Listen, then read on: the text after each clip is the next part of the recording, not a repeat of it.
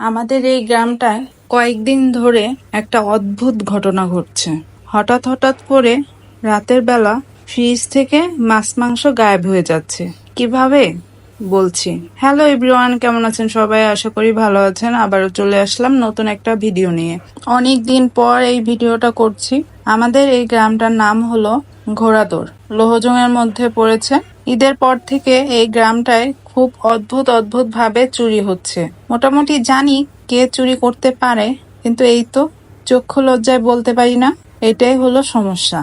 এছাড়াও অদ্ভুত হচ্ছে হলো ফ্রিজ থেকে মাছ মাংস চুরি হচ্ছে।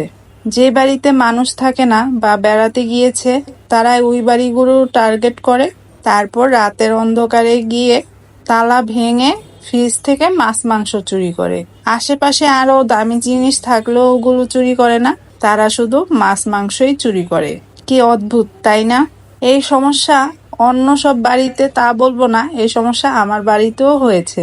আমি ঢাকায় চলে আসার পর আমার বাড়ি থেকে রাতের অন্ধকারে তালা ভেঙে ফ্রিজ থেকে খুব মাছ মাংস ছিল না, কিছুটা ছিল, মাংস আর মাছ দোনোটাই ছিল, কিন্তু অল্প পরিমাণে। তারা সেগুলো চুরি করে নিয়ে গিয়েছে। মজার বিষয় হলো তার পাশেই ছিল আমার চার্জার লাইট, তারপর অন্য সব দামি জিনিস যা তারা বিক্রি করলে ভালো একটা দাম পেত, কিন্তু তারা তা ধরেনি। তারা শুধু আমাদের ফ্রিজের মাছ মাংসগুলোই নিয়েছে। সকালবেলা ফোন আসে আমার বাসায়। আমার যিনি কাজ করেন তিনি ফোন দিয়ে খবরটা দেয় যে ভাবি আপনার ঘরে চুরি হয়েছে। তারপর এক একজনকে ফোন করে পাঠাই, তাদের জিজ্ঞেস করি যে ঘরের এইটা আছে কিনা, ওইটা আছে কিনা। হ্যাঁ, সব আছে। কিন্তু আমি আর আমার হাজবেন্ড সব আছে শুনে একটু অবাকই হই। সব আছে, তাহলে তালা ভেঙেছে কে?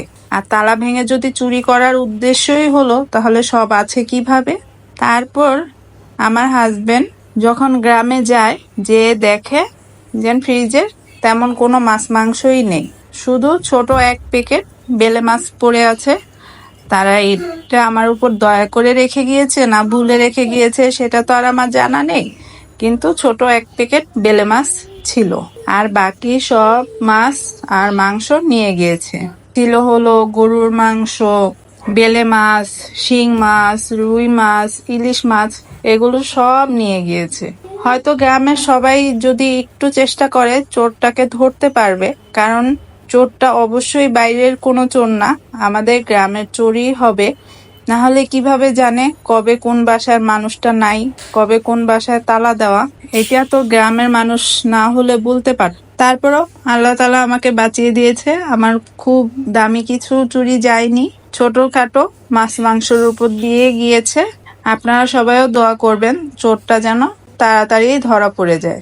আজ এই পর্যন্তই। ভালো থাকবেন, সুস্থ থাকবেন। আমার ভিডিওটা যদি ভালো লাগে প্লিজ লাইক, কমেন্ট, শেয়ার করে দিবেন। আল্লাহ হাফিজ।